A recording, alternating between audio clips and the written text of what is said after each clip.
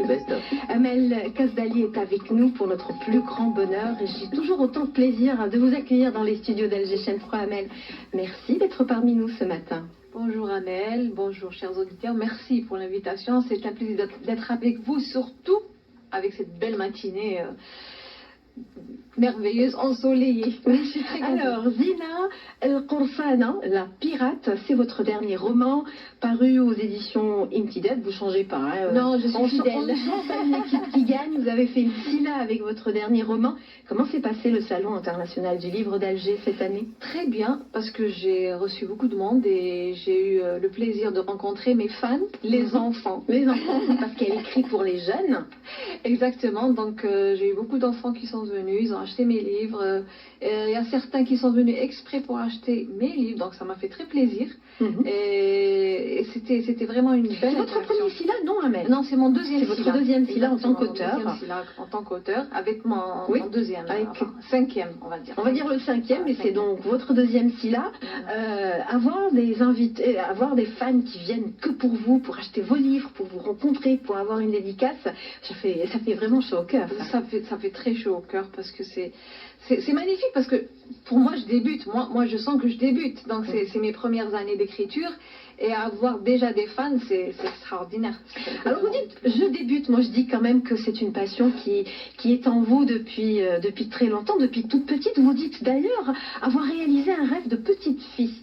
Le fait d'avoir commencé à écrire et à éditer des livres. Exactement, j'ai réalisé mon rêve je vais dire d'adolescente, parce que c'est à l'adolescence que j'ai commencé à rêver d'écrire.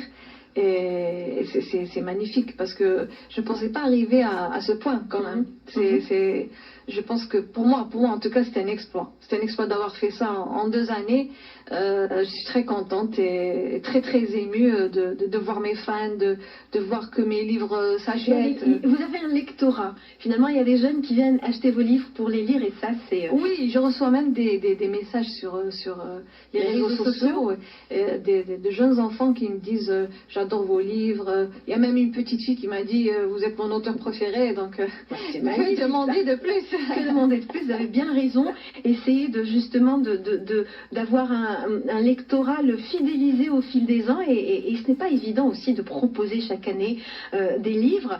Elle vous vient d'où cette passion pour l'écriture, Amel? Je pense que c'est de ma lecture. Votre amour pour la lecture, déjà. Mon amour de la lecture. J'ai beaucoup lu étant adolescente, et je rêvais tout le temps. J'étais tout le temps dans les nuages en train de rêver que j'avais des aventures. C'était toujours moi l'héroïne, bien sûr, de mes aventures. Je sauvais le monde, j'étais une conquérante, j'étais magnifique, bien sûr. Mais vous l'êtes, je confirme. Merci. Donc c'est de là que j'ai décidé d'écrire, que je voulais écrire mes histoires, mes propres histoires, mes rêves, mes aventures à moi. Voilà. Et tout ça à travers mes histoires. Je vis mes aventures, je vis mes rêves.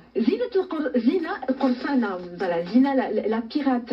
Ça raconte quoi? Ça raconte une partie de l'histoire de l'Algérie?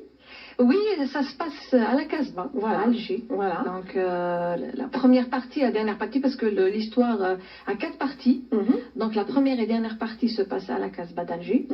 Et on est en 1515, voilà. Exactement. Et Zina, une Algéroise, rêve de devenir pirate comme son père. Et elle fait tout pour le devenir. Mais bien sûr, étant une femme, c'est difficile pour elle en 1515, la période ottomane. Exactement, de former un équipage homme qui refuse de faire partie de son équipage, parce que c'est une femme, ils ne veulent pas être commandés par une femme, donc elle décide de former un équipage femme. Et seulement l'équipage femme n'a aucune expérience. Il faut les former. Voilà, exactement.